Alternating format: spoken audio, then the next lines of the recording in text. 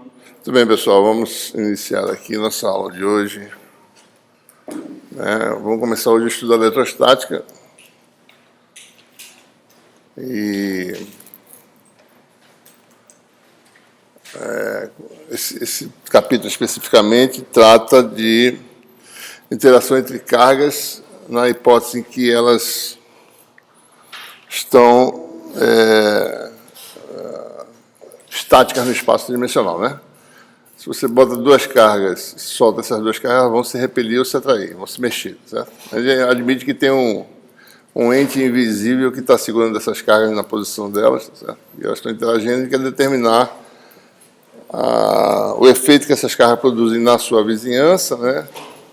Como é que elas interagem entre si, etc. Depois a gente vai começar a formar várias cargas e vai avaliar corpos eletrizados, o conjunto dessas cargas, o efeito desses corpos, né? De que forma a geometria desses corpos eletrizados afeta o resultado final. E depois a gente vai formar cargas compondo a matéria isolante, as cargas que compõem os átomos e moléculas, e ver de que forma a matéria produz efeitos elétricos, né? Campo elétrico. E vamos falar sobre polarização. E, com isso, a gente vai derivar certas propriedades importantes da grandeza fundamental nesse capítulo, que é o campo eletrostático. Certo? Então, especificamente hoje, a gente vai começar, né, com a lei de Coulomb, que é a lei fundamental para descrever toda a formulação do campo eletrostático. Vai conceituar o campo eletrostático, né?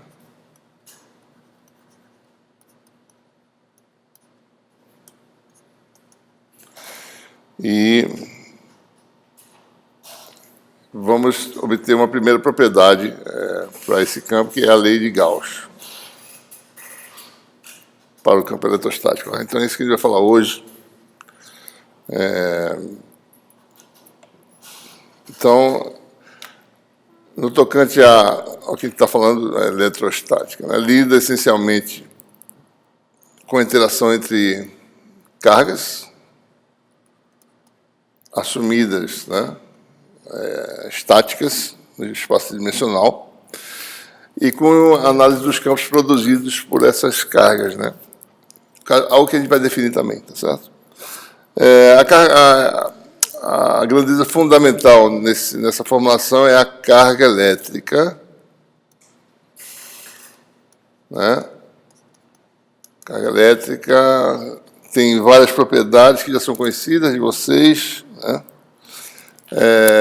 Que propriedades são essas, basicamente? Né? Existem dois tipos de cargas, tá?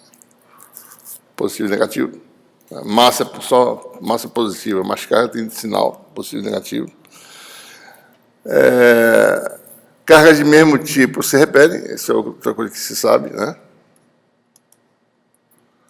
Se você tem repulsão, se você tem cargas de mesmo tipo. Tipos distintos se atraem, né?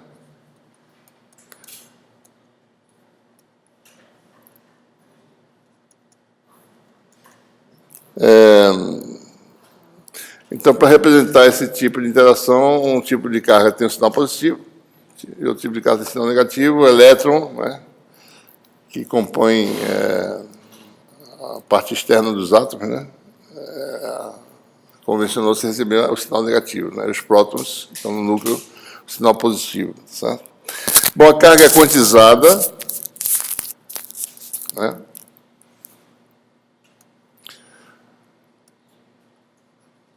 E o menor valor é a carga do elétron, né? Cuja magnitude que é igual a 1,60 vezes 10 a menos 19, a unidade de carga do Sistema Internacional de Unidades é o Coulomb. Okay? Então, essa seria a carga de um elétron, né? Que é o menor valor possível de uma carga. E outra propriedade importante é que há um princípio, tá certo? Que a gente vai derivar uma equação para esse princípio, né? No capítulo 4, que é o princípio da conservação da carga, né? seja, é um princípio bem simples, né? Mas que tem uma consequência importante numa das equações de Maxwell, né? Que a carga total no sistema isolado é conservada.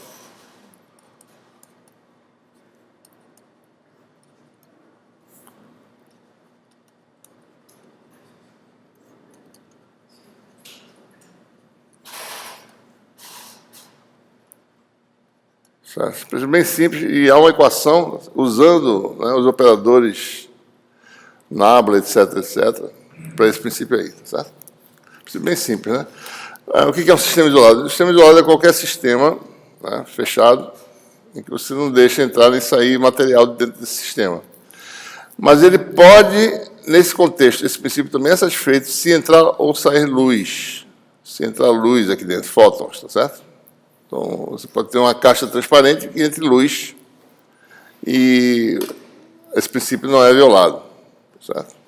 Então, você não entra material nem sai, mas se entrar luz, eu posso considerar esse sistema isolado. Há processos de ionização que são conhecidos, né? Você pode ter aqui um átomo, certo? Neutro, né? E vem um fóton e produz um par de cargas, certo?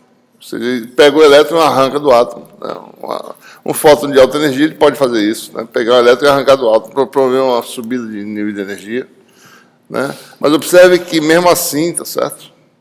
Se a carga de 0 a 0, mesmo se separando, continua zero. Esses processos podem ocorrer e a carga total do sistema permanece constante, né? Então, o princípio da conservação da carga é satisfeito, certo? Bom, então, o que vai definir toda a eletrostática, tudo que a gente vai fazer nesse capítulo, é originado numa única lei experimental, né? Que é a lei de Coulomb.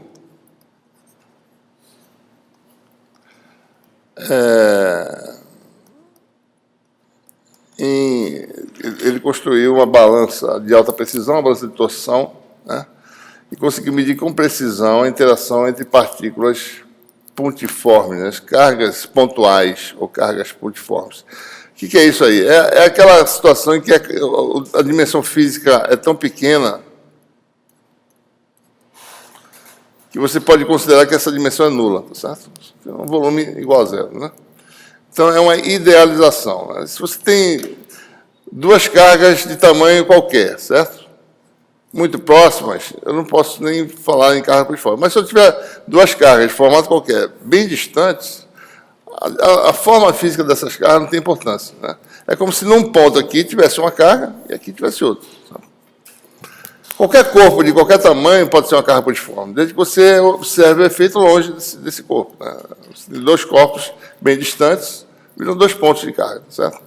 Então, quando você chega nessa idealização, você pode medir com precisão a interação, né, entre essas partículas, certo? De que forma essa interação depende da distância, né? De que forma essa interação depende das magnitudes das cargas e dos sinais, certo? E em que direção e sentido age essa interação, né? Se é uma interação repulsiva ou atrativa, certo? Então, essa balança de precisão foi feita por Coulomb, né? Eu devo ter aqui, se essa internet ajudar, certo? Um filme aqui para mostrar mais ou menos o jeitão dessa balança, certo? Deixa eu ver se a gente dá uma olhadinha aqui. Vou ver se a gente tem internet razoável aqui.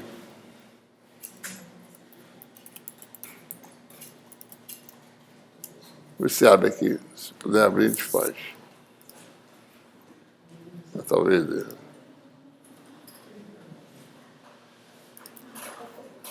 Tem um videozinho aqui, tem um vídeo aqui em italiano que eu fiz a legenda em português, tá certo? Então,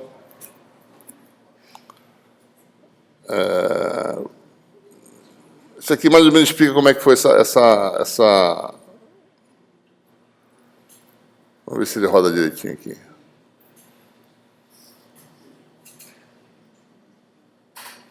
Está sem som. Deixa eu tirar isso aqui. Vamos deixar sem som mesmo, tá certo? Porque se eu tirar aqui, pode ser que pare o meu filme aqui.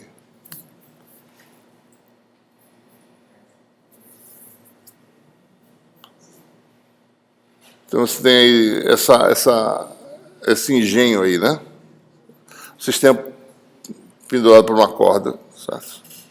Um barbantinho que você pode medir essa torção, né? Esse anda aqui.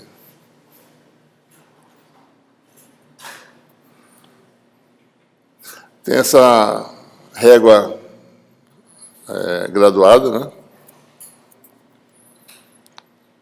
Então ele pode medir essa deflexãozinha, tá certo? E medir mais ou menos, dá para pequenas deflexões, essa linha de ação da força.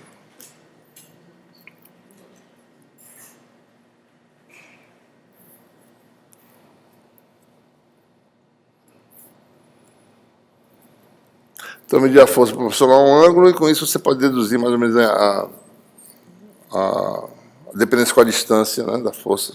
Certo? Bom, isso aí são detalhes que não tem muita importância, mas o importante é a gente ver o tipo de engenho, né, que ele fabricou. Tem um artigo que está referenciado lá na nossa página, tá certo? Que fala sobre reproduzir esse experimento, que é muito difícil, tá certo? Não é muito fácil fazer esse experimento, fazer esse tipo de experimento com precisão, tá certo? Bom, só para dar uma ideia para vocês de como é que era essa balança, né?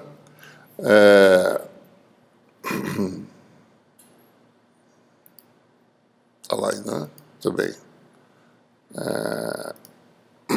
Bom, então, em síntese, né?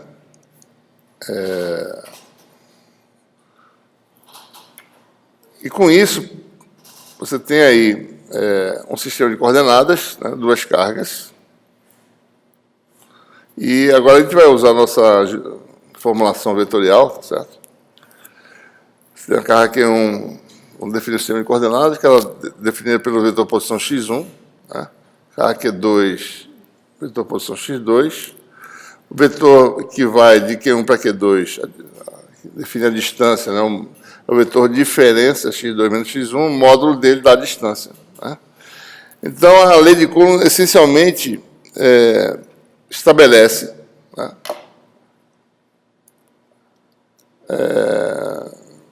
que a força que a carga 1 exerce sobre a carga 2, né, tem um fator que define o sistema de unidades, e aparece um parâmetro, tá certo? 1 sobre 4πε0 na frente, fator de escala. Né? A gente já vai falar sobre isso aqui, né? Um parâmetro importante. Produto das cargas sobre distância ao quadrado. Se vocês olharem para cá, a distância é o módulo desse vetor, né? x2 menos x1 ao quadrado. Então, o que Coulomb observou foi o quê, né? Que a força, esquecendo a natureza vetorial, a magnitude é proporcional ao produto das cargas e inversamente proporcional ao quadrado da distância. E também atua na linha de ação, né, que une as duas cargas, a linha de separação. Se o produto de cargas for positivo, a força que 1 exerce sobre 2 é repulsiva, então está no sentido desse vetor. Se o produto for negativo, vai ser no sentido oposto a esse vetor. Certo? Então, essa parte vetorial a gente coloca aqui, né? O versor, né? Esse versor U é a diferença sobre módulo, né?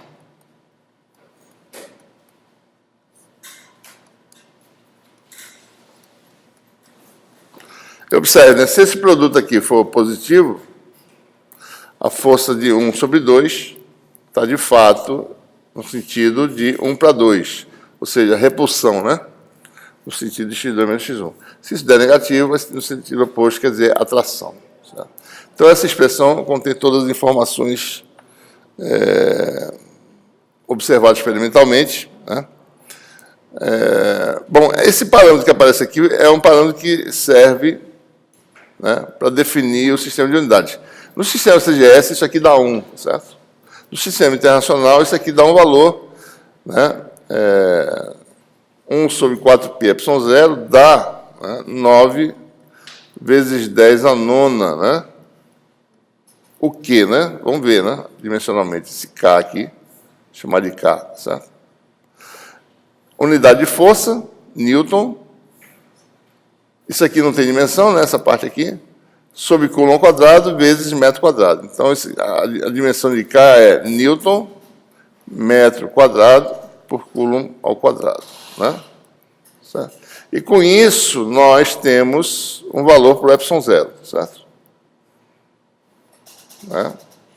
Epsilon zero igual a 1 sobre 36 π vezes 10 a menos 9. Né? Daí seria o inverso dessa unidade, né? Coulomb ao quadrado por Newton metro quadrado. Isso aqui vai dar, depois a gente vai ver, né? Isso aqui é a unidade de capacitância farads por unidade de comprimento, por metro, certo? Quando a gente fala em capacitância, a gente vai ver essas conexões entre unidades, né? Mas já direto, epsilon zero tem esse valor, farad por metro, né? E isso aqui também pode dar, se vocês calcularem, vai dar 8,854 vezes 10 a menos 12 farad, símbolo F, né, por metro. Esse parâmetro é um parâmetro importante, né? A gente vai ver depois que cada material tem um valor desse parâmetro que a gente chama de permissividade elétrica.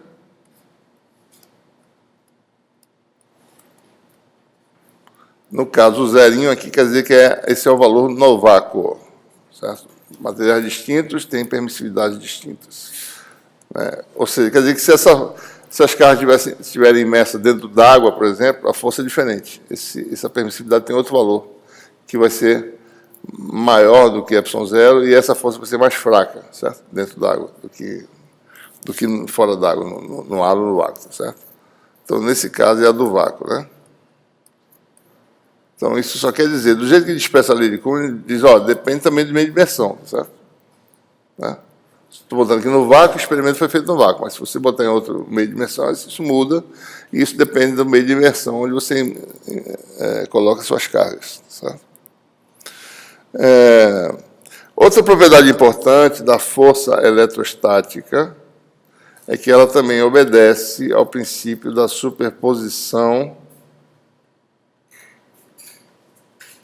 que permite eu calcular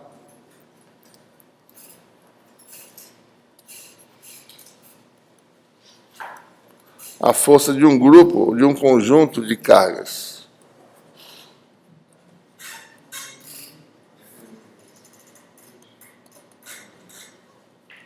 Né? Se você tem aí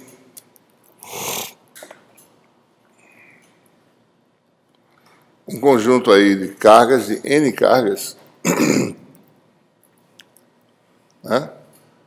Você pode calcular a força total desse sistema sobre uma outra carga, uma carga de teste, QT. Né? Então, a iésima carga faz uma força FI, né? Ao longo da linha de ação, ou é atrativa ou repulsiva, depende do sinal, né? A carga J, por sua vez, faz uma força FJ, e eu posso somar as N forças sobre essa carga QT. Né?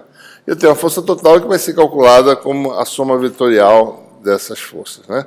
Então, a força F vai ser simplesmente, você tem N cargas, soma, I igual a 1 até N, de FIT, né? Para simplificar, a gente vai chamar de FI. Quem é FI? A força da iésima carga sobre a carga QT, que seria 1 sobre 4π epsilon zero, QI vezes QT, produto, né? Agora eu vou escrever a expressão complexa, né? A gente mostrou a expressão aqui, mas isso aqui vai dar, antes de continuar, tá certo? Esse fator aqui todinho vai dar x2 menos x1, né? Sobre módulo ao cubo. Agora, é assim que ele vai começar a escrever a lei de Coulomb, tá certo? Ele vai botar o vetor em cima e o vetor módulo ao cubo embaixo. Mas lembre-se que é a dependência com o inverso quadrado da distância, porque um vetor desse sobre o módulo é algo adimensional, tá certo? Então, a força aqui vai ser... Deixa eu botar isso para cá, né? Tá mais para baixo.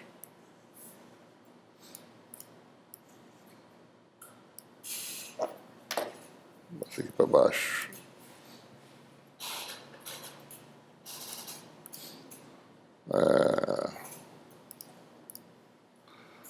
Aqui vai dar o módulo ao cubo, x, que é a posição da carga, né? A posição da carga de teste, né? É x, certo? Menos xi. Daí tem o que? Módulo ao cubo. Daí tem o vetor de diferença, x menos xi, né? E com isso você tem a soma dessas quantidades, tá certo? Então a força vai ser somar esses fatores. E observe quando eu somo, né, essa carga T pode sair da soma, fica do lado de fora, certo? Você fica com essa expressão aí, certo?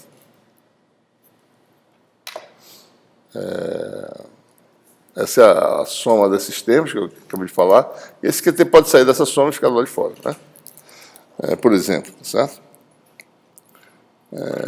E aí você tem uma força resultante sobre a carga de teste. Então, olhando esse grupo de carga como sistema, né, é como se ele criasse uma região de influência em torno dele e influenciasse a carga QT. Se você olhar o sistema como sistema, um corpo eletrizado, né, por exemplo, né, você bota uma carguinha de teste lá, ela sente a existência desse corpo eletrizado, né, porque sente uma força. Né?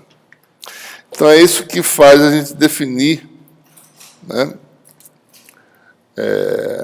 o campo eletrostático.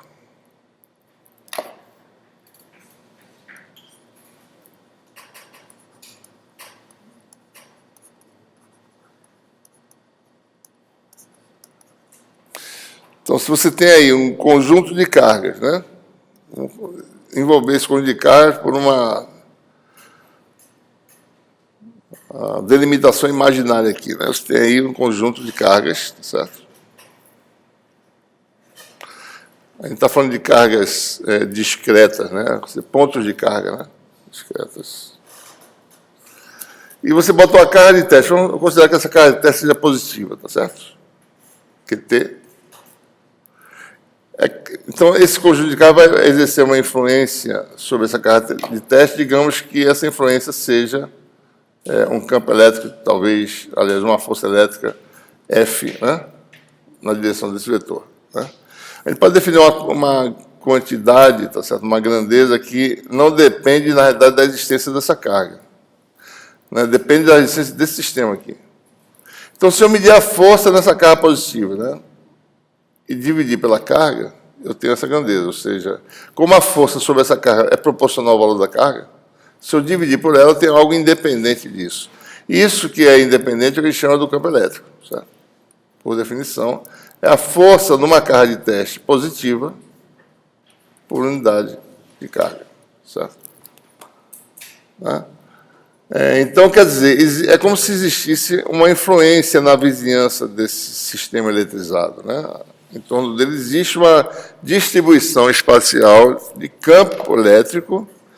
Né? Em cada ponto você mede assim, bota uma carga de teste, mede a força e divide pela carga. Daí você define em cada ponto do espaço o campo. Né? E que ele existe por quê? Porque se botar uma carga de teste lá, ela vai ser repelida ou atraída, né, nessa região. Certo? Então vai ser sentido. Né? Ok? Então, por exemplo, você tem um sistema de N cargas discretas.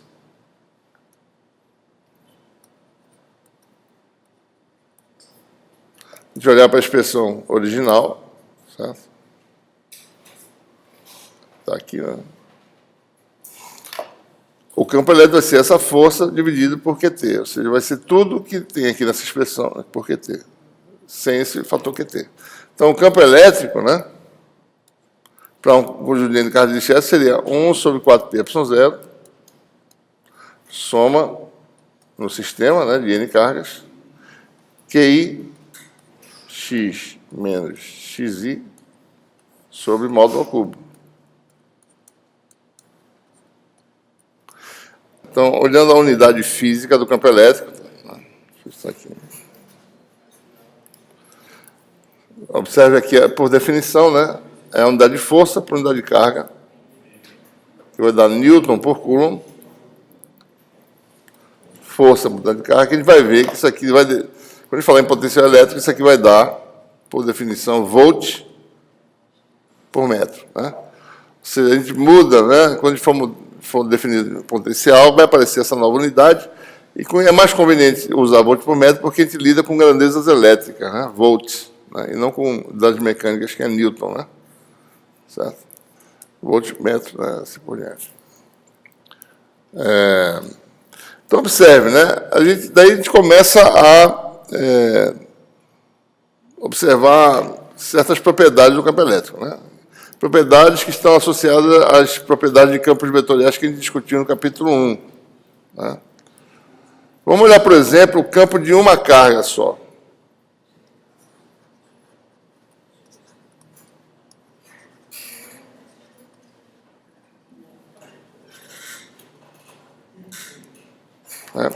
Se eu tenho uma carga na origem do sistema de coordenadas,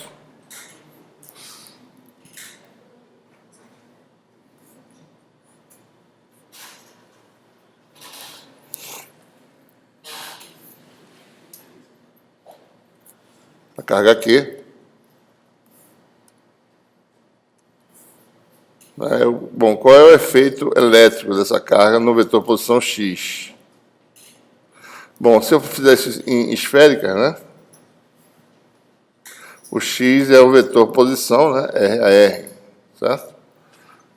Então, quem é o campo elétrico? Né? O campo elétrico dessa carga pontiforme no espaço é qual, né?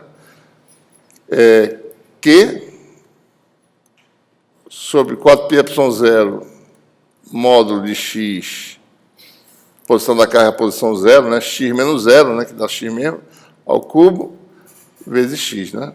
Essa seria a expressão, né? Mas se você quiser, você pode botar em esférica, x igual a R a R, né? Então, o campo elétrico vai dar o quê, né? Q sobre 4πε0 R2, ou R3, né? Vezes R a R, que vai dar R2 aqui, que vai dar R aqui, certo? Então, esse campo vetorial, a gente pode imaginar ele como sendo, né, olhando, né, o campo elétrico de uma carga pontiforme, ele é sempre radial, certo? E ele é sempre no sentido do vetor radial se Q for positiva. E no sentido oposto se Q for negativa. Então, eu poderia desenhar, mais ou menos, tentar visualizar, né, essas linhas de ação do campo, né, como sendo linhas radiais, porque o campo tem essa propriedade, né? O que quer dizer isso aqui, né? Bom, essas seriam as trajetórias imaginárias de uma partícula colocada nessa região de campo. Ela vai andar nessa linha aqui. E sempre essa carga positiva, né? Então, isso aqui sendo positivo, essa carga vai se repelir, certo? A carga de teste, né, que é uma carga positiva, geralmente, né? Ela se repeliria, certo? Se a carga for positiva.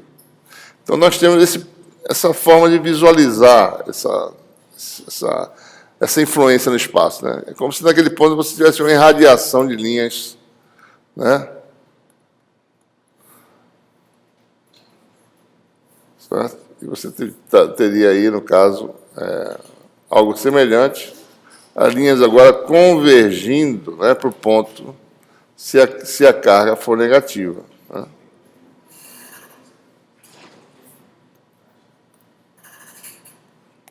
Então, é assim que a gente observaria, né, para um par de cargas, certo?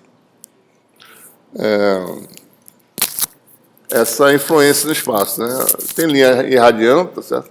E tem linha chegando. Né? Então, se você está no espaço 3D, né, você vai ver algo assim, né? Mais ou menos, certo? Um conjunto de linhas saindo de um ponto em todas as direções, né? Isso é o exemplo que a gente poderia visualizar de um sistema, de uma carga pontiforme no centro do sistema, certo? Bom, e se você começa a colocar mais cargas no sistema, né?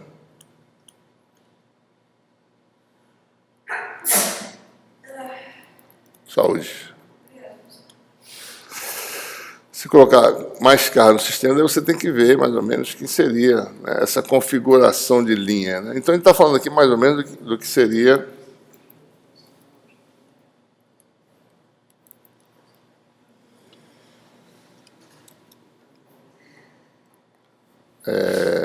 esse conceito, né? Linhas de campo. A gente só vai descrever isso qualitativamente, né?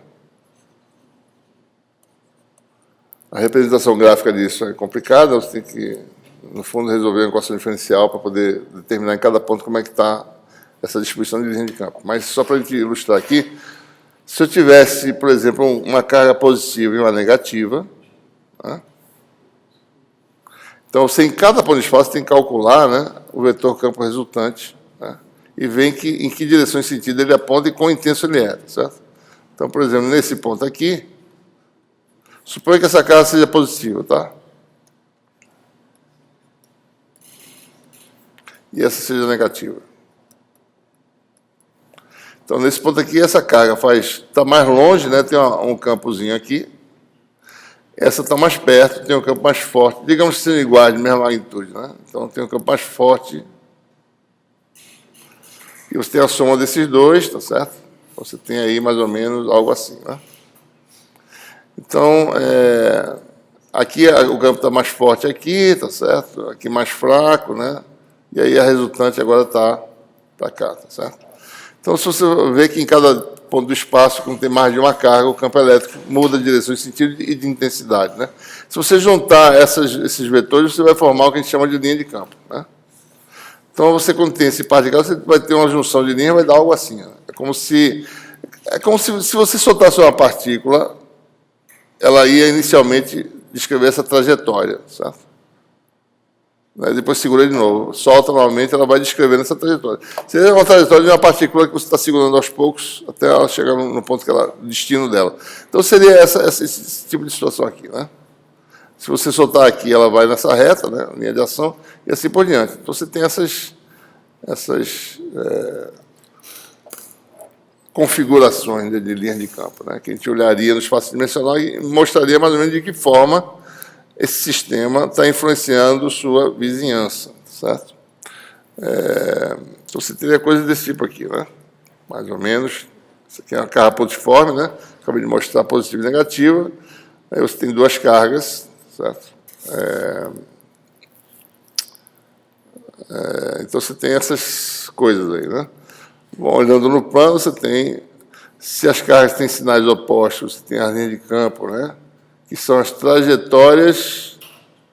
Se tiver uma carguinha de teste aqui, ela vai sair na tangente dessa linha de campo. Tá? Onde ela estiver, ela vai sair na tangente, né? Então, aqui a linha de campo está saindo, suponha que essa carga positiva está saindo daqui e chegando aqui, né?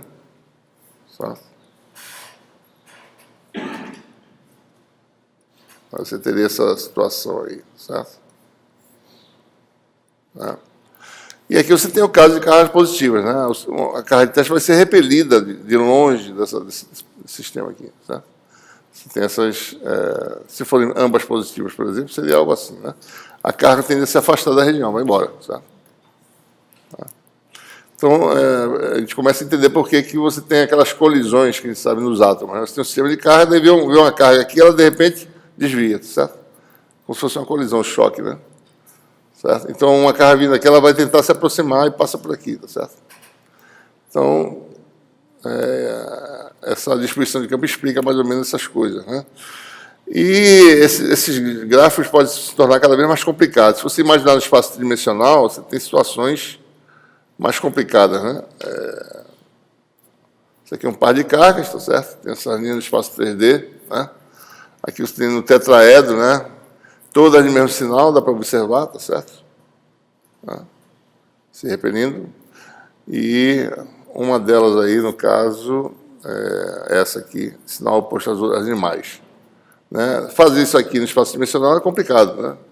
Isso aqui, na verdade, isso aqui não é qualitativo, isso aqui foi calculado e representado graficamente. Então, essas linhas são todas calculadas usando essa formação que a gente está desenvolvendo aqui, certo?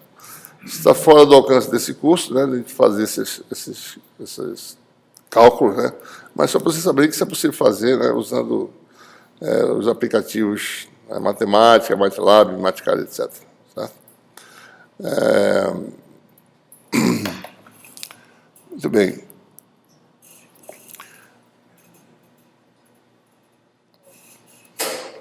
Bom, e quando a gente começa a juntar muitas cargas e formar corpos macroscópicos eletrizados, né, a gente tem que falar ele não pode ficar agora contando cada carguinha no sistema, né? Ele tem que começar a simplificar um pouco o modelo, né? E a gente vai falar, então, sobre cargas distribuídas, certo? Quando você tem muitas cargas num corpo macroscópico, né? O que é importante, na realidade, é saber, bom, qual é a densidade de carga nesse corpo, né? Então, imagine que você tem um volumezinho de Evelinha, certo? Localizado na posição X', né? Então, você tem cargas distribuídas, lembrando que estamos ainda no vácuo, pessoal. Tudo que ele está falando aqui é cargas no vácuo, né? Por exemplo, um material, tá certo? O que ele é, né? Íons, né? Positivos, íons negativos, entre eles tem o quê? Vácuo. Tem um elétron, os elétrons, né, transitando, tá certo? Mas o quê? O que é o meio de imersão? Vácuo. Tá? Então, sempre você tem essa situação, né? Aí você tem um corpo macroscópico, é o quê? Bom, são cargas positivas e negativas, certo? Imersas no vácuo, que é o espaço vazio entre elas. Então, ele está no vácuo, né? Certo? O efeito dos átomos e moléculas, que são cargas que estão ligadas entre si, não está sendo contabilizado agora, certo? Vai ser contabilizado nesse capítulo mais adiante. Certo? O efeito das cargas que estão ligadas, que é átomos e moléculas, o efeito elétrico dele vai ser levado em conta depois, certo? Então, isso, por enquanto, ele está falando de cargas isoladas soltas, né? Bom, então você tem aqui um volume chamado de ΔV' no ponto X', né? E a quantidade de carga nesse volume é ΔQ. Né? Então, soma todas as cargas discretas, dá um total ΔQ. Pega esse volume, que a gente chama de volume macroscópico, né? Aliás, desculpa, um volume microscópico. O que é microscópico no sentido real, né? É algo, por exemplo, que tenha... Aqui já dá, tá certo? Se eu tiver uma aresta, supor que eu tenha a distribuição de carga que elas estão separadas entre si, tá certo? De distâncias interatômicas típicas de um cubo, né, cristalino, tá certo? E você tem 5 íons, tá certo, no cubo, né? Daí você tem 5 para cá, tá certo? 5 para cá, 5 para cá. Isso aqui já tem 5 ao cubo cargas, 25 cargas, né? A distância interatômica, mais ou menos, tipicamente é da ordem de 3 angstroms, certo? Né? Um angstrom é 10 a menos 10 metros, certo? Né? 1/10 de 1/1000º do metro. Certo? Então, aqui, só um cubozinho de 15 angstroms de lado, certo? Ou seja, de 1,5 nanômetros, né? Você tem já 25 cargas. Certo? Isso já é algo que é grande em relação à distância interatômica, tá certo? Para ser mais seguro ainda, você botaria um tamanho de 10 distâncias interatômicas, 30 angstroms, certo? Eu estou botando um exemplo de 15 angstroms, mas vamos falar o dobro disso, né? Botar mais um pouquinho. Se você tiver 10 por 10 por 10, já são 1000 cargas, num volumezinho de tamanho de 30 angstroms. Então, microscópio quer dizer um volumezinho diferencial, cuja dimensão é da ordem de 10, 20, 30 angstroms, mais ou menos. Certo? Isso já tem muita carga dentro. Então, você pode imaginar, você pode esquecer, evitar discretizar o sistema. Você pode imaginar que está tudo continuamente distribuído, e a carga total ΔQ no volume ΔV. Então, a gente define uma densidade de carga, né, como sendo o limite, tá certo? De quando esse volume tende a um volume realizável, né, fisicamente, ΔV0, certo? O volume de ΔV0 é algo que seja pequeno. Se você for um volume de 1 por 1 por 1,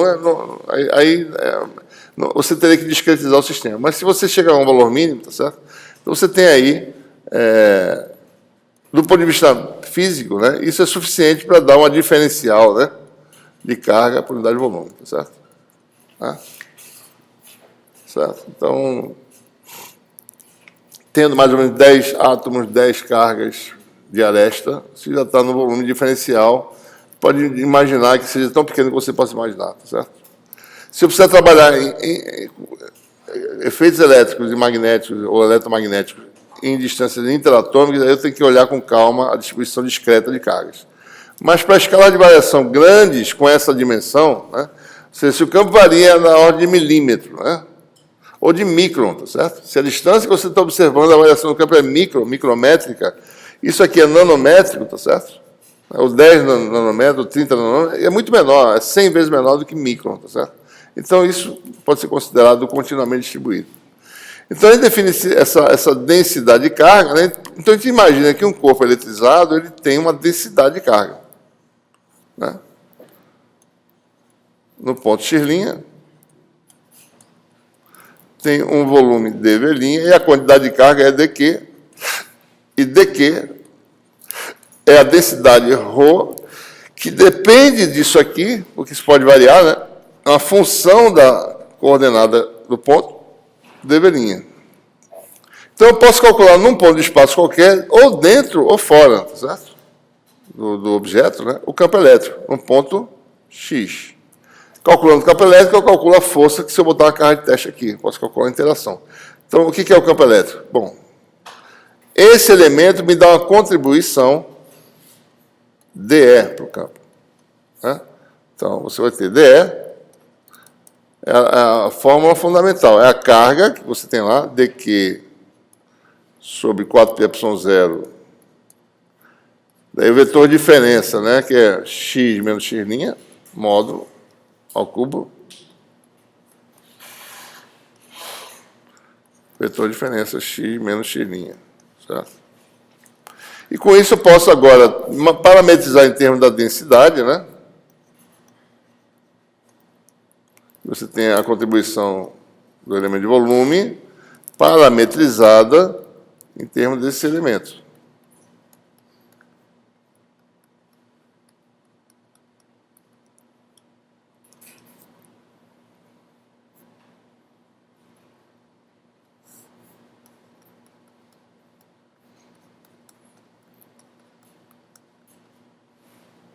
Né? E aí você pode agora somar todas as contribuições e obter o efeito integral do corpo de volume V. Então, você tem um corpo de volume V, conhecido, tá? Então, você tem o campo total agora desse volume. Soma é o quê? Integral, né? Integral de volume. Então, aí nos deparamos... Então, em que lugar? No ponto de observação X, tá? É a soma, ou seja, a integral no volume do corpo eletrizado, dV', ρ de x'.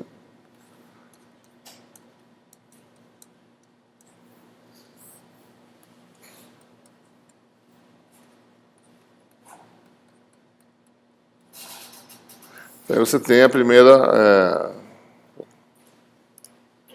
expressão, né, que a gente vai se deparar no curso. A primeira integral que a gente olha é uma integral de volume de um vetor, né, que vai dar como resultado um vetor, né? Campo elétrico é um vetor, certo? É importante observar a notação que vai ser usada em todo o curso agora, tá certo? Integração é realizada varrendo, né, as coordenadas no objeto, tá certo? Coordenada. Então, o elemento variável nessa integração é a coordenada x', certo? O elemento de volume é dV'. Então, linha é para dizer algo que é variável, que varia na integral, certo? Então, x' varia, então também varia a densidade. Pode ser que ela seja constante, pode ser que ela varie, pode ser que não varie, né? Mas é uma função, em princípio, dessa coordenada x', certo? E a parte fixa nessa expressão é a posição onde você observa. Você observa no ponto x. Então, isso aqui é um parâmetro fixo, né? Então, quando você calcular toda essa integral, vai aparecer a geometria da distribuição, tá certo? Essa x' vai desaparecer na integração e vai ficar, no final, uma função de 3 variáveis. Então, o campo elétrico, né, é uma função de 3 variáveis, x, y e z, coordenadas do ponto x, né? Certo?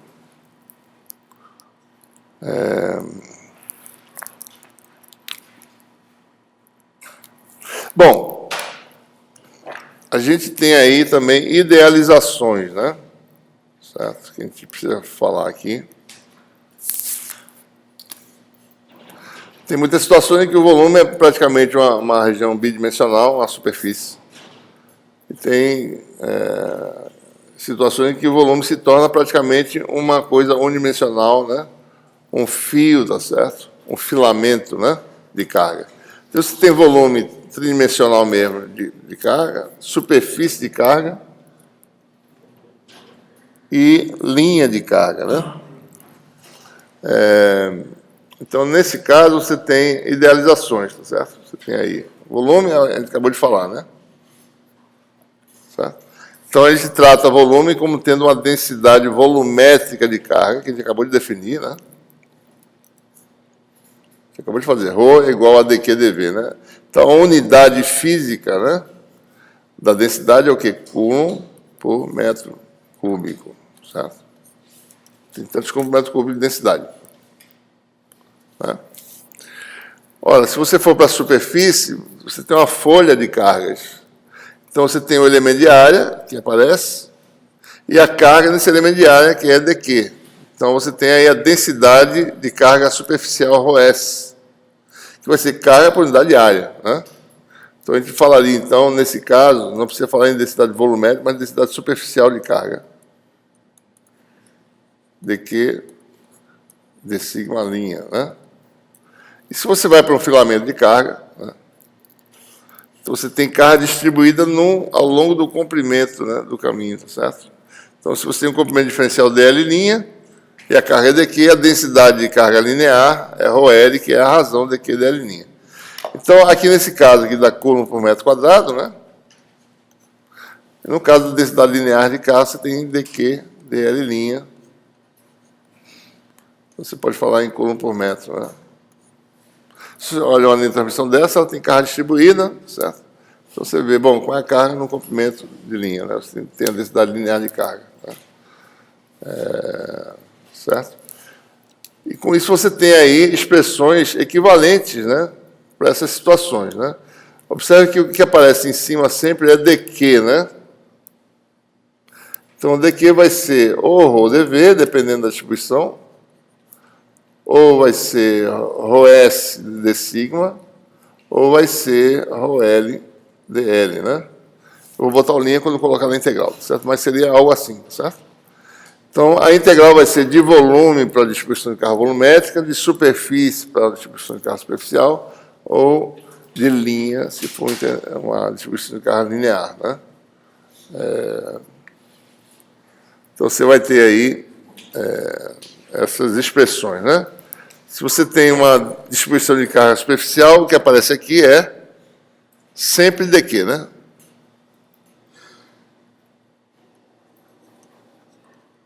ρs ds, de sigma, né? Se você tem a distribuição de carga linear num caminho C, começa num ponto e termina em outro ponto. Você tem a carga dq, né? Também, certo? Então, a integral agora é uma integral unidimensional, uma integral dupla, integral simples, integral dupla, integral tripla, no caso do volume, certo? A gente acabou de falar, né? Vou fazer um primeiro exemplo aqui, que ilustra muito bem como é que a gente formalmente calcula essas integrais de vetores, né?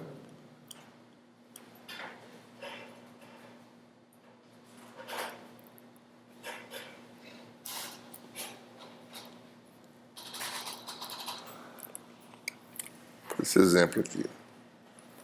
Vamos admitir uma situação bem simples, né?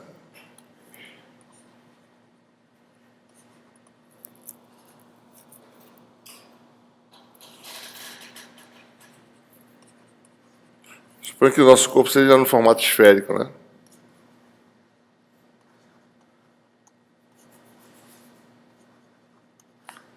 E por simplicidade, que a densidade seja constante. Então,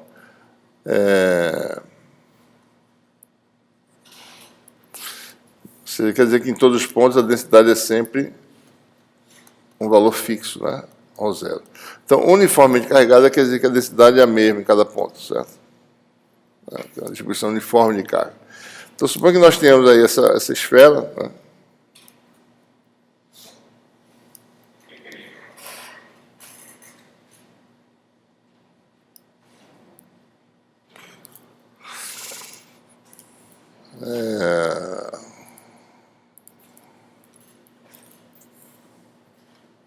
Espaço tridimensional, né? Você tem aí, mais ou menos aqui, as coordenadas.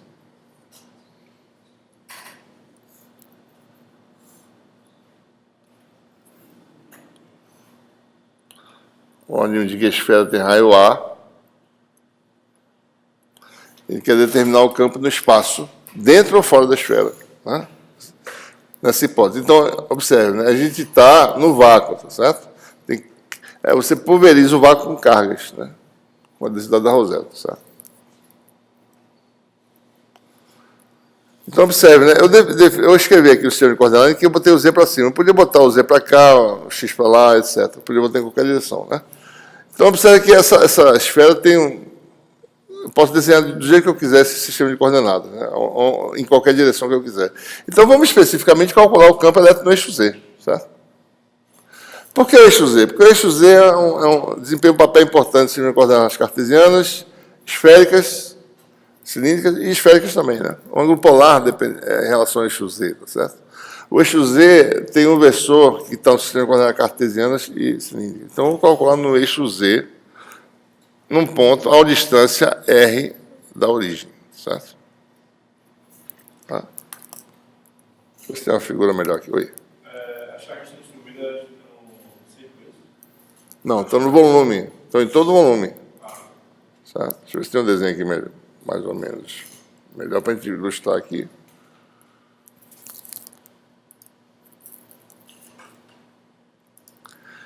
Temos essa situação aí que você tem essa esfera de carga, tá certo? O carro está em todo o volume. O volume é uma esfera de raio A, certo? Então, eu quero calcular o efeito elétrico no ponto. Então, observe que eu estou começando a definir os elementos que aparecem da integral. Vetor posição X, ponto de observação. Né? Na esfera, você vai ter um volume de dV' aqui, né? A gente localiza ele pelo vetor posição x'. Observe que eu estou representando x' esféricas. Observe que aparece uma linha aqui com essa distância variável, vai de 0 a A. E aqui também esse R' do versor AR é variável, porque θ e φ variam, tá certo? Para poder varrer toda a exposição. Então, para eu fazer a integral, eu preciso saber definir muito bem no sistema de coordenadas que eu estou trabalhando aqui, né? Os vetores, né? X, o vetor x', né? E de que forma esse vetor depende dessas coordenadas? Bom, depende através da dependência do R'. Vamos lembrar quem é a R' esféricas, né?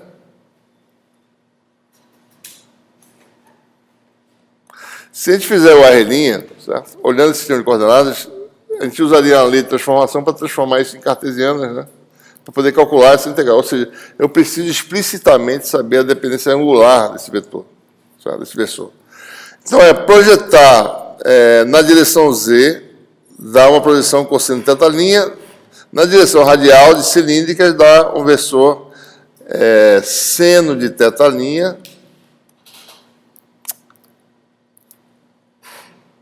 né? Projeção na direção do versor R' de cilíndrica, né?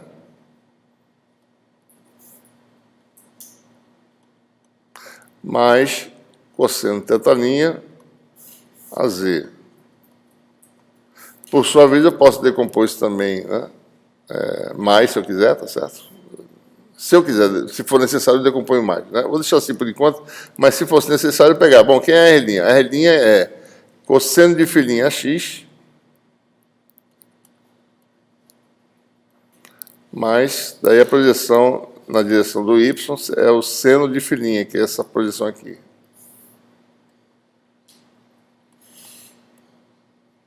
Eu posso jogar essa expressão aqui e calcular completamente, né,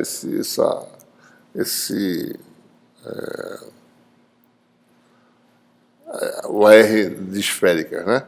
Então, observe, o que aparece na integral de volume lá, né?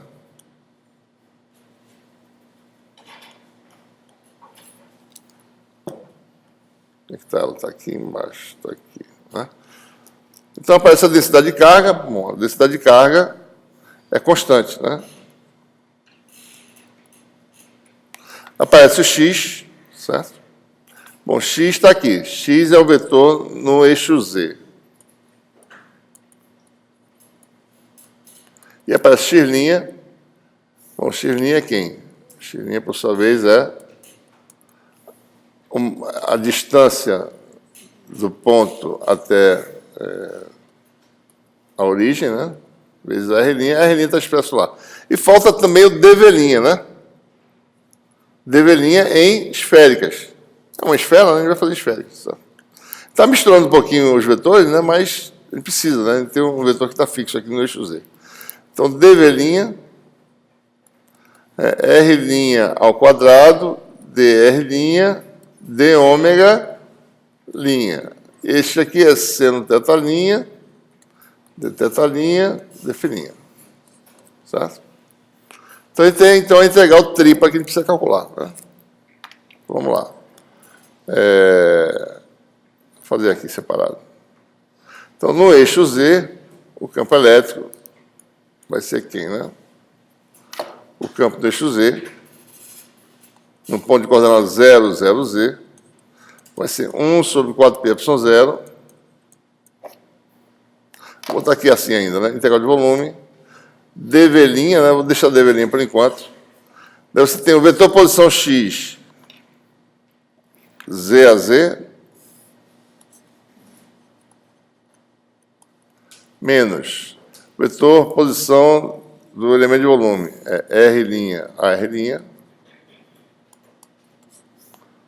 sobre módulo disso ao cubo, né?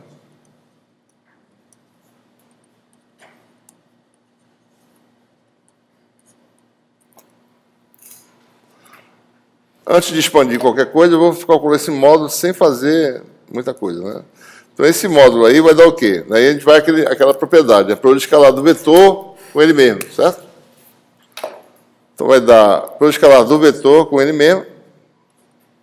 Diz assim, módulo ao quadrado, né? Vai dar isso. Então, o produto escalar dele com ele mesmo vai dar este vezes esse, que dá Z2, mais esse produto escalar com esse, que dá mais R2, menos duas vezes o produto escalar de um com o outro, né? Se você for expandir, né? Menos 2 ZR'. Observe que eu não estou expandindo ainda o R', estou tentando calcular sem expandir, né? Deve ficar AZ, produto escalar, com a R'. Bom, isso aqui você observa, né? Produto escalar do AZ, que é esse vetor aqui, com o vetor R' é o cosseno do ângulo, cosseno de θ. Então, não precisa expandir para fazer esse produto escalar. Basta antes de expandir, eu tento fazer o produto escalar.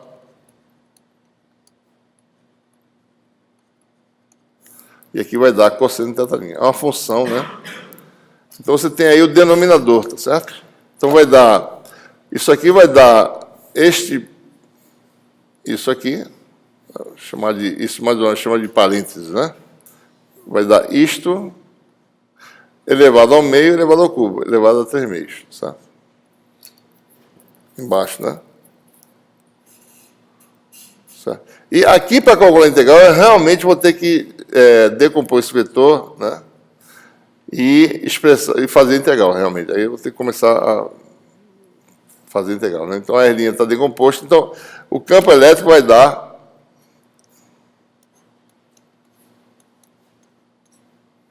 Aqui vai aparecer um ρ zero em cima, né? Rho zero, né? Saiu da integral, 4πε0. Você tem integral de 0 a 2π em dφ, integral em θ, né? 0 a π. Na verdade, a gente vai fazer o contrário, porque é mais fácil fazer, para esse exemplo, mais fácil fazer integral em θ primeiro, tá certo? Deixa assim, 0 a π. Talvez seja até mais fácil fazer essa aqui também. Seno de θ', dθ', integral de 0 a A. Né? Daí aparece o quê, né? Z a Z menos R' a R' sobre Z2 mais R' ao quadrado menos 2ZR' cosseno de θ' elevado a 3 meios. Certo? Bom, mais fácil de fazer aqui é a integral em φ, pessoal, certo? Esse termo aqui não depende do ângulo azimutal. Esse vetor não depende. Este aqui depende de que forma, né? O AR' é seno θ', AR' minúsculo, né? Mais cosseno θ' AZ, certo? Quando eu combinar essas duas coisas, essa combinação aqui vai dar, né? Aquilo ali vai dar ZAZ menos R' cosseno θ' AZ, ou seja, Z menos R' cosseno θ' AZ, uma componente axial, né? ZAZ menos R' cosseno θ' AZ. Daí tem um termo que é variável com ângulo mais.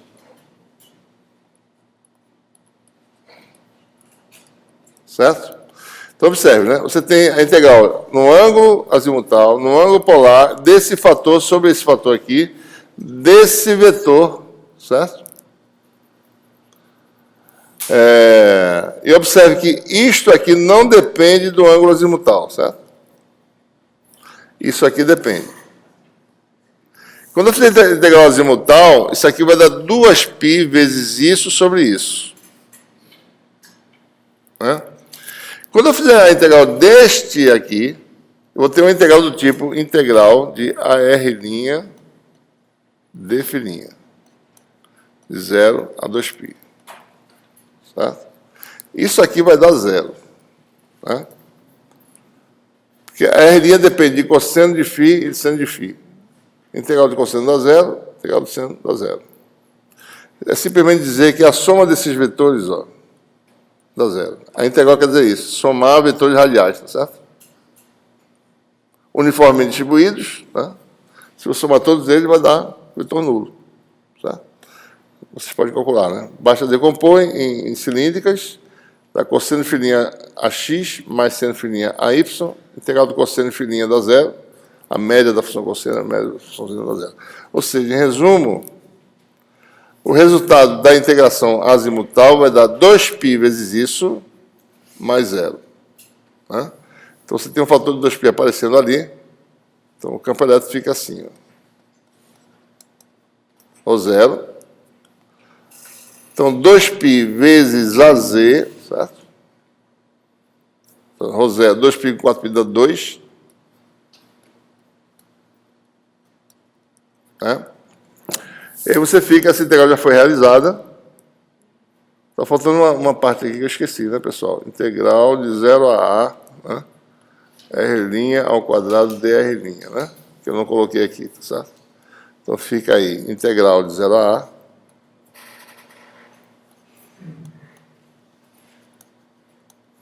Integral de 0 a π. Aí você fica com essa parte. Esse Z sai também da integral, né? Observe que isso é ponto de observação. Então, bota o Z aqui. Certo? Então, fica só Z a Z saiu. Aliás, não, desculpe. Não, volta. Não tem nada disso, não. Tem um fator que aparece, é esse fator aqui, ó.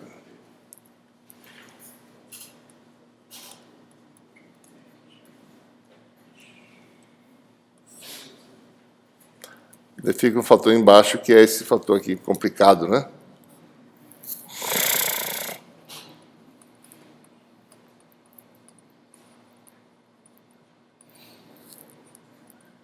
E aqui tem um dθ'. Opa, está faltando um bocado de coisa aqui. Deixa eu só complementar aqui. Eita. Eu pensei em escrever. Cosseno de θ' elevado a 3 meios. Né? Aqui aparece o seno de θ', certo?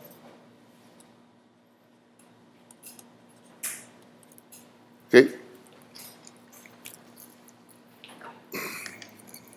Bom, então, temos essa integral para fazer, né? Que parece difícil, mas não é. Ela é trabalhosa, certo?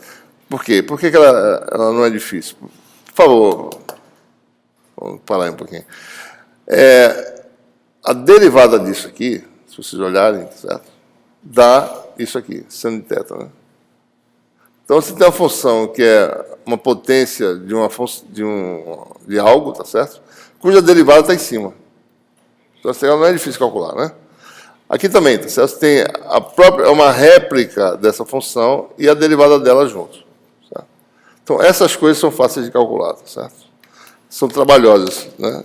Então, ele não vai calcular explicitamente.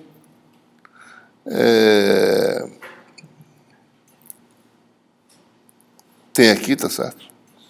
Deixa eu ver como é que eu fiz aqui para ver.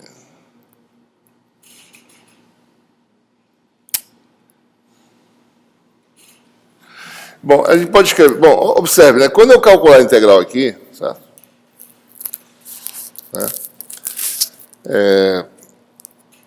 O resultado vai ser uma função de quem? Bom, z é fixo, né? Vai ser uma função da coordenada R', certo? Ok? Vão aparecer funções raiz no meio da história. Né? E daí eu vou ter que ter cuidado, porque dependendo se o ponto é dentro ou fora, né? Vai ter situações em que z é fora, por exemplo. Se z for lá de fora, você tem situações em que z é maior que A, mas tem situações em que z está dentro, né? Z pode ser a variável de integração que é R', né? Pode passar pelo valor de z, certo?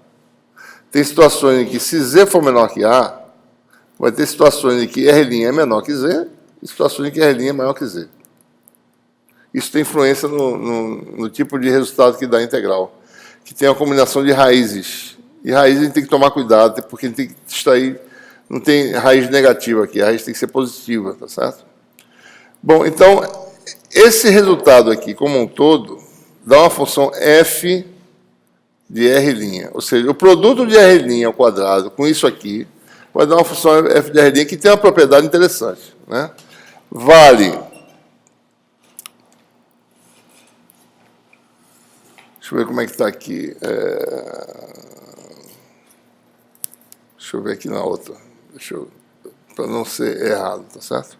Deixa eu ver qual é a função. Deixa eu ver como é que eu escrevi aqui nesse. Então, essa integral aqui pode ser escrita assim. Ó, vou botar aqui já. É igual a. Vou colocar assim, daí eu escrevo a função. Ρ0 a z. Depois de resolver a integral, tá certo? Sobre 4ε0 z2, deve ficar aqui uma integral de 0 até a de uma função f de R' dr'. Bom, que função é essa? Bom, a função é o resultado dessa integração com esse R' ao quadrado. Dá uma função f de R'. Qual é a propriedade dessa função, certo? Essa função vale 4R'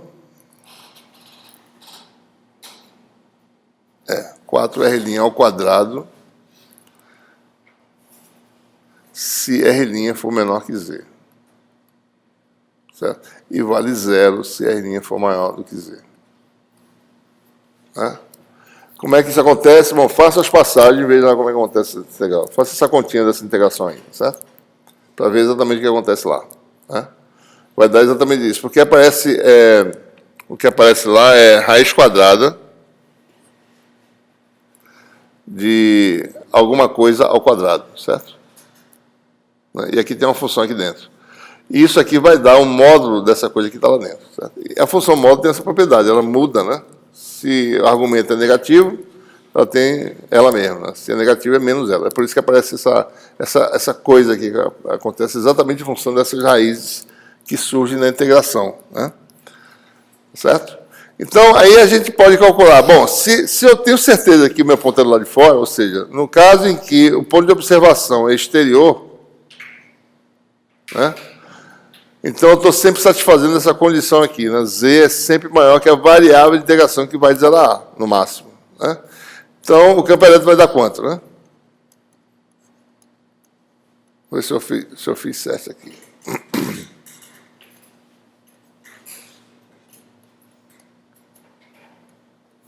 Então, você vai ter 0 a A. Né? Eu posso garantir que vai dar... esse aqui está errado. Né? 4R'... ao quadrado, viu, pessoal? Não botei o quadrado aqui, não, é 4R' ao quadrado. Vai dar 4R' ao quadrado, dR', né? Então, vai dar 4R3 sobre 3, que dá 4A3 sobre 3 a integral, né? Certo? Então, o resultado do campo vai dar, está aqui embaixo mesmo, 4 cancela, ρ0 A3 sobre 3 ε0 Z2 AZ.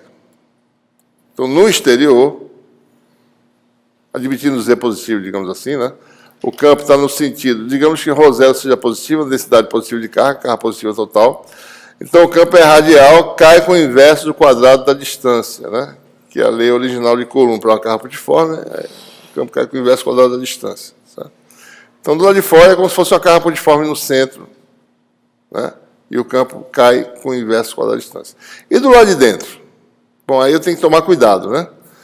Se Z' está dentro da esfera, se Z está dentro da esfera, eu tenho que passar, o R' vai passar por Z, certo? Então, eu vou integrar até Z e de Z em diante o resultado é a integral da função zero. Então, eu vou quebrar a integral em duas. Então, vamos só repetir aqui, tá certo? Tá? Então, se Z for menor que A,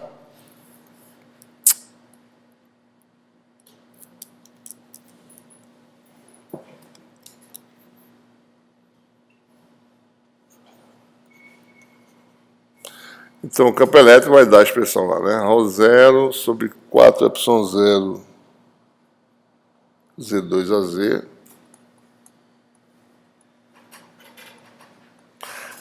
Você vai ter integral de 0 a A, de f de R' dR'. O que a gente faz? A gente pega a integral e quebra, né? Vai dar a integral de 0 até Z, 4R' ao quadrado dR'. Mais a integral de Z até A, de 0 dR', né? Certo? Então, uma parte vai ser anulada aí. Isso aqui vai dar 4R3 sobre 3, ou seja, 4Z3 sobre 3. Né? E quando se joga na expressão lá, o Z3 com o Z2 cancela, vai ficar o campo elétrico igual a...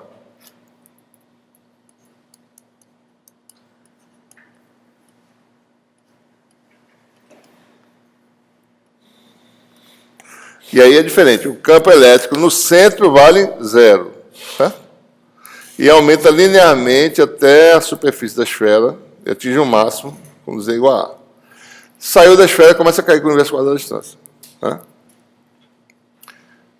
Ora, então se você olhar, tá certo? Numa direção qualquer, eu obteria o mesmo resultado, né? A distância Z, né? Ou seja, é sempre no sentido desse vetor AZ, onde eu estiver, tá certo? Mas se eu fizer assim, o que eu estou fazendo? Eu estou fazendo um sistema de coordenadas esféricas, né? Há uma distância R, né? No sentido do vetor radial. Esse vetor é radial e depende só da distância R, né? Que aparece aqui, tá certo? Né? Porque esse Z foi considerado positivo. Então, em qualquer distância, isso aqui vai dar E igual a ρ0 a 3 sobre 3ε0 R2 a R, para R maior do que A, e vai dar ρ0 R sobre 3ε0 a R, né? Para R entre 0 e A, certo? Observe que eu posso botar a igualdade aqui, tá certo? Sem problema nenhum, porque esse campo em R igual a A, vale ρ0 A 3 sobre A2 da A, né? ρ0 A sobre 3ε0 que dá o valor desse campo aqui. Né? Se fizesse um gráfico disso aí, você teria essa situação, né? Campo radial, com função da coordenada R, vai aumentar até A, valor máximo, né? Linear, depois cai, o inverso quadrado da distância, certo? E atinge o valor máximo, ρ0 A sobre 3ε0. Tá? Certo? Né? Uma uma coisa importante desse resultado, né, é que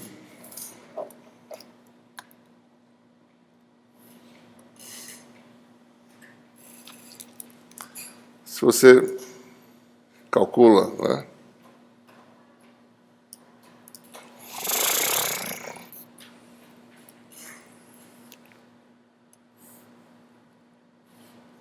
eita, gota.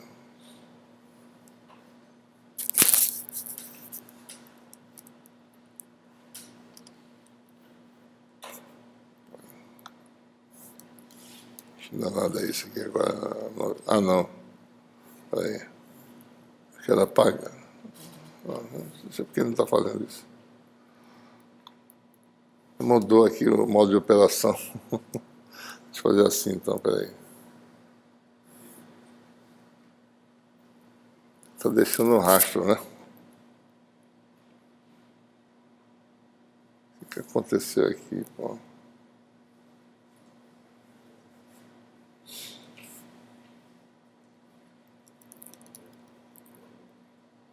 Funciona.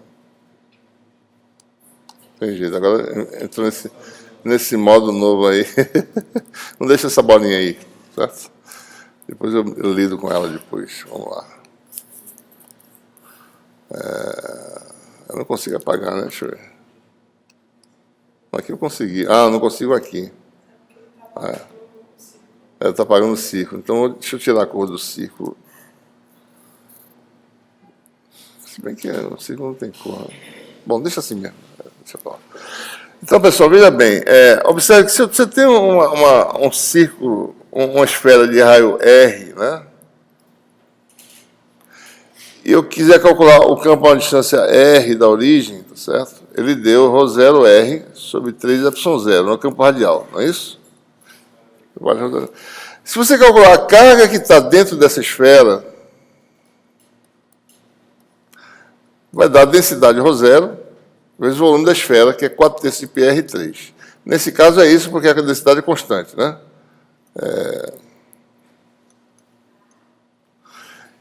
Se eu dividir isso, Q de R, sobre 4πr2,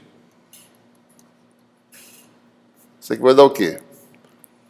Vai dar isto, dividido por 4πr2, vai dar ρ0 R sobre 3. Ou seja, o campo elétrico a uma distância R da origem, né, campo radial, pode ser também escrito como a carga envolvida pela esfera sobre 4πε0 R3. R2, né? Desculpe. Tá? Né? Porque isso aqui dá exatamente a expressão que a gente obteve. Ou seja, é como se a uma distância R, o campo é como se fosse um campo de uma carga pontiforme na origem, tendo a carga da esfera envolvida. Tá? E assim por diante. Se eu estiver lá de fora, se eu calcular o campo, né, ρ0 A3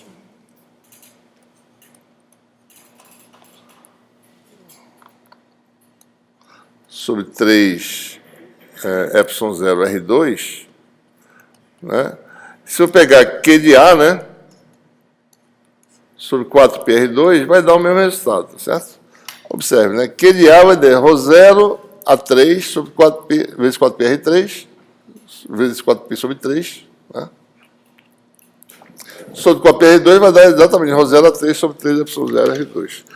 Ou seja, o campo elétrico, né, a gente mostra aqui, nesse exemplo específico, que o campo elétrico é a carga envolvida por uma esfera por 4πr2. Né?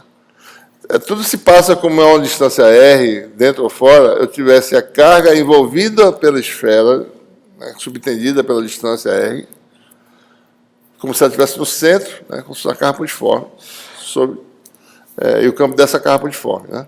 Quando eu saio da esfera, para, né? Qualquer que seja o tamanho da esfera, você sempre envolve a mesma quantidade de carga Q, né, da esfera. Certo? Então, existe aí alguma lei de conservação interessante aparecendo. Né? E essa lei nada mais é do que a lei de Gauss, tá certo? É que a gente vai falar agora. Né? O restante da aula, a gente vai começar com a lei de Gauss. Né? E aí, tá certo? Vamos nos beneficiar dos nossos conceitos, né, desenvolvidos no capítulo no capítulo 1, certo?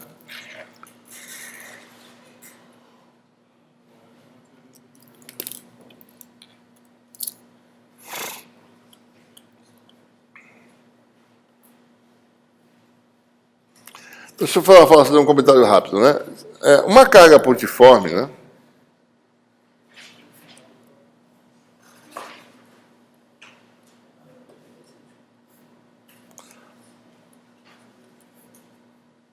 O campo de uma carga pontiforme é Q sobre 4πr2AR, né? Não é isso que a gente falou? Qual é o campo em cima da carga pontiforme? Dá quantos? R igual a 0. O campo é infinito, certo? Então, se você se aproximar muito da carga, quer dizer que o campo fica cada vez mais forte, né? Mais forte, se tornando infinito. Então, um ponto de carga é uma idealização, né? Uma carga cuja densidade é infinita, né? Por isso que dá esse valor infinito. Mas observe, nesse exemplo que a gente fez agora, a gente verifica que não é bem assim, né? Imagine que a carga tem um tamanho físico, se modele ela por uma esfera, né? E imagine quando você entrar na esfera, tem uma densidade ρ, digamos, constante. O que acontece com o campo? Bom, o campo ele se torna muito grande, né? Mas depois cai linearmente para 0, certo? Então, o infinito é mais ou menos essa intensidade aqui, certo? Não é que ele seja infinito. Só é infinito porque você admitiu o tamanho é 0. Mas se o tamanho é finito, o campo no centro mesmo vai ser 0. Tá? Então, se você estiver no centro da Terra, você não sente a força gravitacional. Está no centro, né? Você começa a sentir a medida que você sai do centro e vai para a superfície. Tá? Então, se tivesse uma cavidade mais ou menos em torno da Terra, no centro, você estaria mais ou menos flutuando ali, que tem pouca força. Né? Não tem força quase nenhuma. Sabe? E a força cai. Né? O campo gravitacional é muito fraco. Mas, quer dizer, uma capa pontiforme tem um campo infinito, mas você observa, a capa pontiforme, no fundo, é uma esferinha imaginária, tá certo? Você vai entrar na esfera e, de repente, você vai ter uma densidade e o campo vai ser reduzido. Né? Ele chega muito grande na superfície dessa esferinha, mas depois cai. Né? Certo? Bom, então vamos falar sobre a lei de Gauss.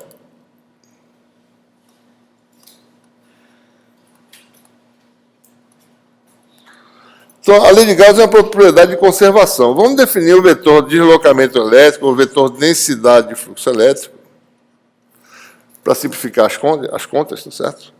Por enquanto, né, a gente está falando de vácuo, né? Então, isso aqui é uma réplica do campo elétrico. Simplesmente ε0 é. Né? Então, quando a gente faz essa definição, se a gente for ver a unidade de D, né? Então, por exemplo, o D de uma carga pontiforme é qual? É que saiu o ε0 da história, sobre 4π R2AR. Né? Coulomb por metro quadrado. Né? Então, o vetor densidade de fluxo elétrico, também chamado como vetor deslocamento elétrico, tem unidade de carga por unidade de área, mesma unidade, assim, fisicamente, mesma unidade da densidade de carga superficial, Coulomb por metro quadrado. Tá? Então, existe uma propriedade importante, né, que tem a ver com o fluxo desse vetor através de uma superfície. O fluxo elétrico é definido como o fluxo desse vetor D, ou seja, o de ε0 é, mas mais geralmente, a gente depois vai falar realmente que é o fluxo de D, através de uma superfície sigma qualquer.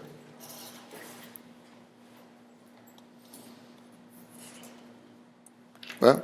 Por definição, o fluxo é isso. Né? Se define a iônia mediária e calcula o fluxo para um sentido ou para o outro, né? Através para um lado ou para o outro. Vai dar quanto isso aqui? Bom, se isso aqui é Coulomb por metro quadrado, isso aqui é metro quadrado, isso aqui vai dar em coulombs. Tem um fluxo de Q coulombs, tá certo? Através da superfície sigma. E tem uma propriedade importante que tem a ver com o fluxo para o exterior de uma região limitada para uma superfície fechada sigma. Hã? Então, o que a gente vai mostrar agora é que existe uma propriedade de conservação que o fluxo para o exterior de uma superfície fechada sigma é simplesmente a carga envolvida. Isso é a lei de Gauss. Certo? Então, a gente vai mostrar agora que o fluxo elétrico posterior a uma superfície fechada, vai dar a carga envolvida, certo? Então, para o exterior, né? Se fosse para o interior, seria menos a carga envolvida, né? É para o exterior, dá mais a carga envolvida. Então, vamos verificar isso, tá certo? Se tem uma carga aqui, comecemos com uma carga.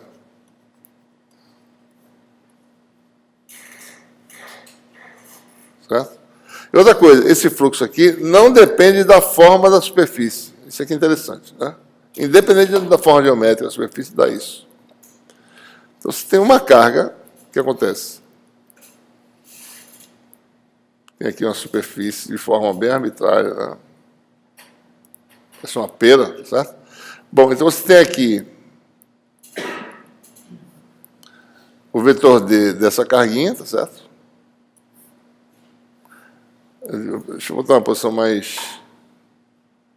Aqui não vai dar certo direito, não vai dar para a gente visualizar direito. Deixa eu botar outra posição aqui.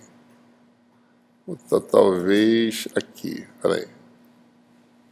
Aqui, nessa posição, fica mais evidente, tá certo? O que eu quero fazer aqui. Aqui nessa posição aqui. Pronto, o vetor D está fazendo isso. Né? E a área, tá certo? Está mais ou menos... Né? O vetor... A área diferencial está aqui, né? De sigma, certo? Ora, aqui está o vetor D, né? Então, eu vou calcular o fluxo, né? De D de sigma dessa carga aqui. Então, vou calcular a integral de superfície de D de sigma. Então, isso vai dar o quê? Bom, para uma carga aqui, D, se isso aqui é a distância R, né? Vai dar integral de superfície, Q sobre 4πr2. E aí vai ficar AR escalar D sigma, né?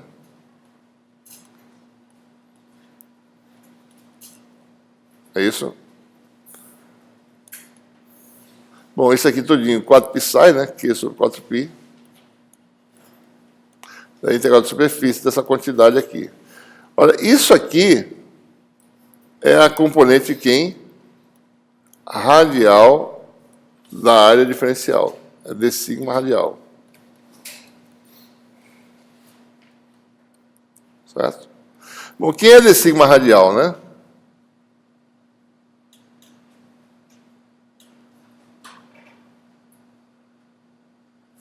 Certo? D sigma radial é, se isso aqui é um ângulo sólido d ômega, é R2 de ômega. A componente radial do vetor área diferencial esféricas é R2, em qualquer sistema é R2 de ômega. Isso aqui é R2 de ômega. Então, o fato do D cair com o inverso quadrado da distância, o fato da área aumentar com o quadrado da distância, então esse R2 vai cancelar. Essa integral se transforma na integral no ângulo sólido, né?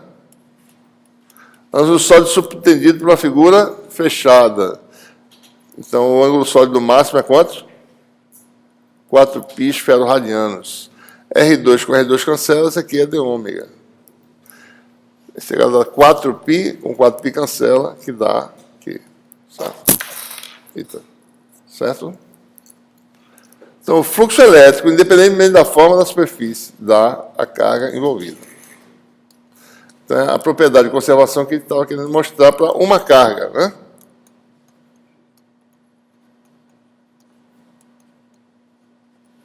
Certo?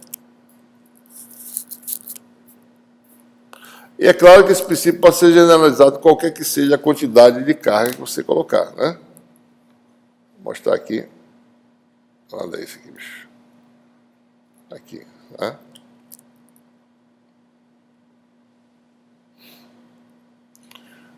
Se a carga estiver fora, a carga envolvida é zero, né? Mas se a carga estiver fora, é como se você tivesse fluxos que se cancelam, a carga exterior subtende um ângulo sólido ômega, máximo igual qualquer, tem um resultado positivo de um lado e negativo do outro, o ângulo sólido é o mesmo se tem um cancelamento, né? Pode verificar isso aí, né? Mas eu quero falar sobre mais isso aqui. Ó. Se você tem aí, deixa eu ver se tem um desenho aqui, pronto. Se você tem aí, né?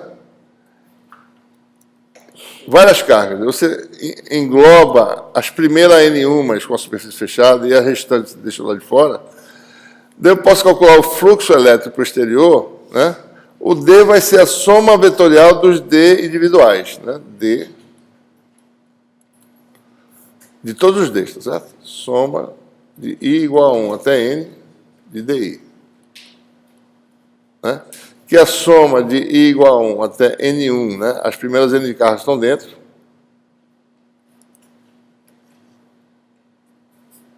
DI, né? Mais soma de I igual a N1 mais 1 até N de DI, né? Daí, se eu calcular o fluxo desse vetor, né? Posterior vai dar o fluxo disso aqui, mais esse fluxo aqui. Daí eu vou somar os fluxos, né? Soma das integrais de superfície. E cada integral de superfície vai dar a carga envolvida QI, certo? Né? Então, essa soma vai dar a soma das cargas que estão dentro, né? Carga envolvida. Os fluxos das cargas exteriores dão zero, porque não estão dentro. Então, isso aqui vai dar zero. Então, se eu calcular o fluxo do vetor D total desse conjunto de cargas, vai dar só a carga que está dentro da esfera, carga envolvida, né? E é assim por diante. A gente pode generalizar o conceito se você tiver um volume de cargas contínuo, né? Certo? Então, você tem a superfície gaussiana, que a gente chama, e seu objeto carregado, né? Ora, essa superfície gaussiana vai pegar um pedaço dessa carga, que é o volume de interseção que está aqui, certo? Então, se eu calcular o fluxo elétrico, eu vou calcular o fluxo dessas cargas que estão aqui dentro, que vai dar a soma das cargas, mais o fluxo das que estão fora, que vai dar zero. Né? Então, você vai ter, mais uma vez, o fluxo elétrico igual a carga envolvida. Então, se eu fosse formular isso, né, eu teria algo assim, né? O fluxo elétrico por uma superfície sigma é a integral de volume de ρ dV. Bom, quem é sigma, quem é V? Né? V é o volume limitado. Isso você não pode confundir mais de jeito nenhum, tá certo? Porque isso é uma questão de confusão, né? As pessoas não sabem quem é V direito. V é o volume limitado por sigma. Então, se eu calcular o fluxo elétrico de um lado, do outro lado, integral de ρ dV, do outro lado, tem que integrar dentro do volume limitado por sigma. Daí, quando eu fizer isso, o que vai acontecer? Olhe para a figura aqui. A integral nesse volume aqui, que é limitado por sigma, olha aqui, sigma em V, certo? O azul é o volume limitado por sigma. A integral vai dar zero em todos os lugares aqui, menos nesse volume de interseção aqui. Então, na prática, a integral de ρ dV vai dar a integral no V de interação apenas dV, certo? Tá bom? Mas a integração é aqui, né? Vocês têm que lembrar que, em parte dessa região, o resultado dá zero, certo? Mesma coisa se você tiver uma superfície de carga, certo? Você integra no volume, né? Só que esse volume, ele vai dar 0, 0, 0, mas vai dar um resultado numa superfície de interseção aqui, que está dentro do volume. Então, vai ser a carga nessa superfície de interseção aqui, certo? O sistema vai ter que calcular. É o que tiver dentro do volume limitado por sigma. Mesma coisa no caso do caminho fechado, né? No caminho, né, de carga, numa linha de carga. O volume de integração é isso aqui. Bom, o que vai dar essa integral? No fundo, vai dar integral de linha só nesse caminhozinho que está dentro do volume, na prática, né? Então, aqui vai dar a integral de superfície na superfície de interseção, aqui vai dar a integral de linha no caminho seguinte de interseção, certo? Então, é isso que a gente precisa entender. A expressão geral da lei de Gauss sempre vai ser a mesma, essa aqui, ó. Integral de D de sigma, integral, o fluxo elétrico exterior de um volume limitado por uma superfície sigma é a carga envolvida por essa superfície, certo? Mesmo que tenha zero em vários lugares, você calcula só onde tiver carga, certo? Ok? Bom, a gente para aqui, tá?